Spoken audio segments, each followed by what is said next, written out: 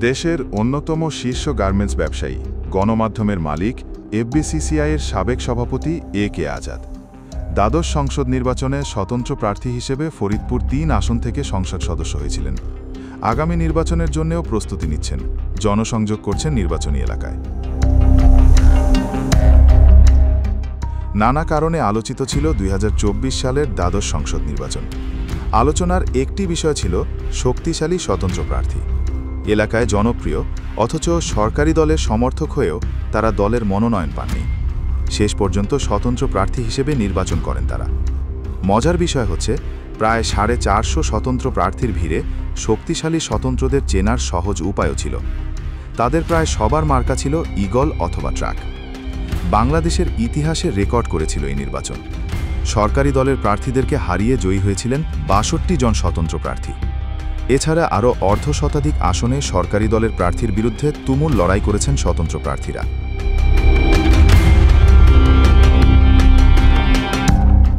A K Azad দেশের শীর্ষস্থানীয় শিল্প প্রতিষ্ঠান হামিম গ্রুপের মালিক। ফরিদপুর সদর উপজেলা নিয়ে গঠিত ফরিদপুর ৩ আসনের স্বতন্ত্র প্রার্থী ছিলেন তিনি। সরকারি দলের প্রার্থীকে জেত দেওয়ার জন্য দেশের মাত্র ২টি এলাকায় সশরীরে প্রচার চালিয়েছিলেন তখনকার প্রধানমন্ত্রী শেখ হাসিনা। সেই ২টি এলাকার একটি ছিল ফরিদপুর। কিন্তু প্রধানমন্ত্রীর প্রচারেও কাজ হয়নি। সরকারি দলের প্রার্থীর বিরুদ্ধে অনেকটা সহজ জয় পেয়েছিলেন এ.কে আজাদ।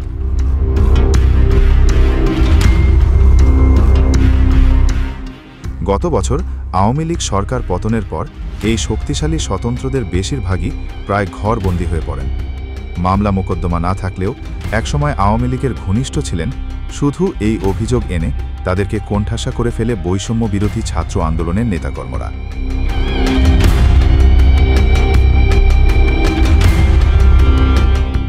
এ.কে আজাদও কিছুদিন রাজনীতিতে চুপচাপ ছিলেন। ব্যস্ত ছিলেন তৈরি পোশাক শিল্প খাতের অস্থিরতা দূর করার কাজে। এরই মধ্যে সরকারও দেশে আইনশৃঙ্খলা পরিস্থিতির বেশ উন্নতি করেছে। ধীরে ধীরে তৈরি হচ্ছে নির্বাচনের সুষ্ঠু পরিবেশ। আগামী নির্বাচন সবার অংশগ্রহণমূলক হবে আশ্বস্ত করেছে সরকার। প্রধান দল বিএনপিও চাইছে নির্বাচনে যেন কাউকে প্রার্থী হতে বাধা না দেয়া হয়। কারণ ক্ষমতায় যাওয়ার পথে কোনোরকম একতরফা নির্বাচনের জয়ের কলঙ্ক গায়ে মাখতে চায় না বিএনপি। বরং তারাও চাইছে একটি অবাধ প্রতিদ্বন্দ্বিতামূলক নির্বাচন। এতে আন্তর্জাতিক সম্প্রদায়ের কাছে নিজেদের জনপ্রিয়তা প্রমাণ করা যাবে। নির্বাচনের এমন একটা পরিবেশ তৈরি হচ্ছে দেখতে পেয়েই আবার নির্বাচনের মাঠে নামছেন এ.কে আজাদ। ঈদের লম্বা ছুটিতে নিজের নির্বাচনী এলাকা ফরিদপুর সদর উপজেলায় গণসংযোগ করেছেন। রাজনৈতিক বিশ্লেষকদের মতে বিগত নির্বাচনে শক্তিশালী স্বতন্ত্র প্রার্থীদের বেশিরভাগই ছিলেন এলাকায় জনপ্রিয়। তারা আওয়ামী লীগের সাথে ঘনিষ্ঠ হলেও তাদের ছিল ক্লিন ইমেজ। এ কারণেই সরকারি দলের মনোনয়ন পাওয়া প্রার্থীদেরকে তারা হারাতে পেরেছিলেন। যারা তুমুল লড়াই করে হেরে গেছেন তাদেরও অনেককে হারানো হয়েছে প্রশাসনের সহযোগিতায়। তাই এ.কে আজাদের গণসংযোগ দেখে ভরসা পাচ্ছেন আগের অনেক শক্তিশালী স্বতন্ত্র প্রার্থী। বিশ্লেষকরা বলছেন, তাদের অংশগ্রহণে জমজমাট হয়ে পারে আগামী নির্বাচন।